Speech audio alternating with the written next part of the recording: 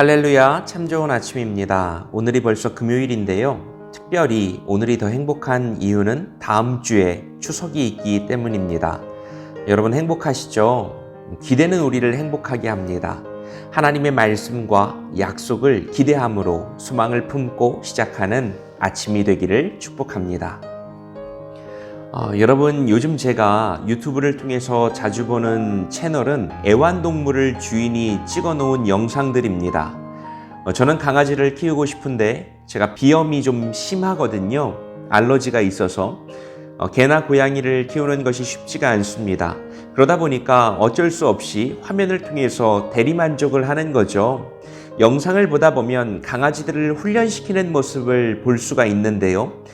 이 모습이 참 흥미롭습니다. 일어서, 앉아, 기다려. 주인의 명령에 따라서 개가 사람 말을 알아듣고 반응하는 거예요. 진짜 신기한 거. 개가요 음식 앞에서 그냥 달려들 것 같은데 주인이 기다려 하면은요 멈춰 있습니다. 와, 저는 그 모습을 보면서 진짜 말도 안 된다고 생각했어요. 강아지가 그렇게 반응할 수 있는 이유가 무엇일까? 그것은 정확한 지시와 그로부터 얻게 되는 적절한 보상에 있었습니다. 주인은요, 강아지에게 yes or no 혹은 기다려를 정확하게 인지시켜야 합니다. 그리고 그것을 따랐을 때에 더 큰 보상이 있다는 것을 조금씩 알게 해주어야 합니다. 잘하면요, 계속해서 간식을 주더라고요. 강아지 입장에서는요, 주인의 명령을 따르는 것이 자신에게 훨씬 더 유익하다는 것을 알게 되는 겁니다. 그럼 훈련 끝나는 거죠. 순종은요, 거기로부터 나오더라고요. 그런데 생각해 보게 되는 거죠. 왜 우리는 주인에게 순종하는 것이 그렇게 어려운 것일까? 라는 거요. 야고보서 4장 5절에서 7절 말씀입니다. 너희는 하나님이 우리 속에 거하게 하신 성령이 시기하시기까지 사모한다 하신 말씀을 헛된 줄로 생각하느냐? 그러나 더욱 큰 은혜를 주시나니 그러므로 일러스되 하나님이 교만한 자를 물리치시고 겸손한 자에게 은혜를 주신다 하였느니라. 그런즉 너희는 하나님께 복종할지어다. 마귀를 대적하라. 그리하면 너희를 피하리라. 여러분 먼저 우리는요, 하나님을 생각할 때에 하나님에게는 의지가 있다는 것을 알아야 합니다. 하나님은요, 그냥 세상을 정해진 대로 돌리시는 분이 아닙니다. 마치 시계가 정해진 궤도를 따라 도는 것처럼 세상은요, 그런 식으로 돌아가는 것이 아닙니다.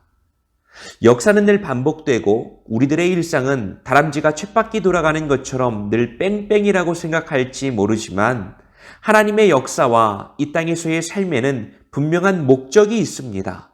그리고 이 목적은 하나님의 의지에 의해서 펼쳐지는 것들입니다. 우리가 흔히 사용하는 하나님의 계획, 하나님의 뜻, 하나님의 경륜 이런 말들이 다 이것을 포함하고 있는 말일 것 같습니다. 여러분 그런데 놀라운 사실, 여러분 이거 포인트입니다. 형광펜으로 이렇게 표시하셔야 하고요. 별표 치셔야 합니다. 그 하나님은 특별한 경우를 제외하고서는 언제나 사람을 통하여 그 뜻을 펼치신다는 사실이죠. 하나님에게 능력이 없어서, 하나님이 직접 일하기 싫으셔서 아닙니다. 하나님은 우리를 통하여 세상을 일구어 가시기로 결정하시고 그렇게 창조하셨기 때문입니다. 관계적인 개념입니다. 하나님은 우리를 그렇게 부르고 계세요. 이제 관건은 누구입니까? 우리들이죠. 어떻게 하시겠습니까, 여러분? 야고보는요, 그에 따라 우리들에게 주문합니다. 행동해, 움직여, 살아내, 보여줘, 증명 좀 해봐. 이 모든 것들은요, 이런 관점으로 이해해 볼 수 있어요. 함께하기 원하시는 하나님, 그리고 거기에 반응해야 하는 우리들. 그래서 하나님의 입장에서는 분명한 명령을 주시는 겁니다. 바로 우리들에게 주시는 말씀입니다. 우리는 그 명령에 순종하면서 하나하나 훈련받습니다. 어떻게 하는 것이 맞을까? 어떻게 하는 것이 유리할까? 어떻게 하는 것이 주인의 뜻대로 사는 것일까? 바로 신앙생활입니다. 여러분 오늘 말씀을 보면 하나님이 우리들에게 분명하게 요구하시는 것이 있습니다. 하나님이 우리 안에 거하시고 그분의 사랑을 따라서 살아가라고 하는 것입니다. 출애굽기 34장 14절에 보면요. 너는 다른 신에게 절하지 말라. 여호와는 질투라 이름하는 질투의 하나님이라. 이렇게 말씀하고 계세요. 여러분, 오늘날 다른 신, 우상은요, 바알과 아세라가 아닙니다. 오늘날 우상은 나의 성공과 명예와 쾌락과 내 욕심, 때로는 잘못된 사랑일 수 있습니다. 우상은 하나님보다 앞세우는 모든 것들을 뜻하는 것이죠. 그런데 문제가 있어요. 삶을 살아가다 보니까 모든 것들이 교묘하게 결합되어 있어서 우상의 실체를 파악하기가 어렵다는 것입니다. 때로는 하나님의 일을 위해서 한다고 하는데 그것이 우상이 될 때도 있고요. 때로는 우상 때문에 우리들의 삶이 흔들리다가 하나님의 일이 되어지는 경우들도 있습니다. 하나님은 우리들에게 주문하고 계세요. 항상 겸손하라고 말합니다. 교만하지 말라고 말씀하세요. 은혜를 구하라고 말씀합니다. 그러면 붙잡아 주실 것이다. 오늘 말씀이 그것을 증거하고 있습니다. 어떻게 해야 할지를 알려주시고요. 우리들에게 힘을 주시고요. 사람을 보내주시고요. 그것들이 어우러져서 협력하여 선을 이루어가게 하신다는 거죠. 그럼 우리들에게 해야 할 일들이 있습니다. 잘 분별하여 세상 가운데 말할 수 있어야 한다는 거예요. 좋다, 싫다, 그건 안 된다. 이 의사표명을 세상 가운데 하라는 것입니다. 외치라는 거예요. 선포하라는 것입니다. 그런즉 너희는 하나님께 복종할지어다. 마귀를 대적하라. 그리하면 너희를 피하리라. 예수님은 한 사람이 두 주인을 섬기지 못한다고 말씀하셨습니다. 여러분은 어디에 복종하고 어디에 대적하시겠습니까?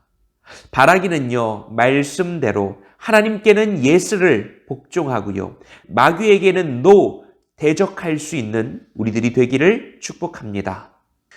여러분, 처음 말씀드렸던 것처럼 개들이 주인을 따르는 것은 그것이 자기에게 유리하기 때문입니다.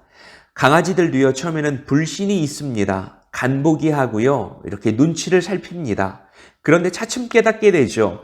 주인이 나를 보호하는구나. 이것이 나를 위한 일이구나. 우리도 알아야 합니다. 하나님께 순종하고 마귀에게 대적하는 일이 세상을 따라가지 않는 것이 나를 살리는 일이구나 라는 것을요. 처음부터 모든 것을 잘하고 모든 것을 따라갈 수는 없을 거예요. 그러나 작은 일에서 하나님의 역사하심을 경험한 사람은 큰 일에서도 주님을 기대함으로 순종할 수 있지 않을까요? 당장 세상적으로 원하는 게 있는데 그것을 넘어섰을 때에, 거부했을 때에 하나님이 더 큰 은혜를 우리들에게 부어주신다는 사실을 깨닫게 된다면, 경험으로 알게 된다면 당연히 그 다음에도 똑같이 반응하게 될 것입니다. 우리 오늘도 그렇게 살아갈 수 있으면 좋겠어요. 내 삶에는 하나님의 계획과 하나님의 의지가 있습니다. 그 방향을 따라서 하나씩 하나씩 순종해 나가다 보면 우리들의 삶이 주님의 은혜로 충만하게 될 것을 믿습니다. 우리 함께 기도해요. 주님, 하나님의 일하심을 기대합니다.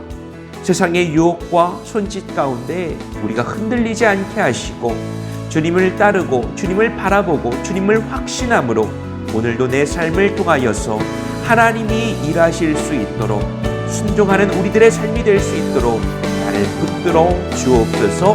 이렇게 기도합시다.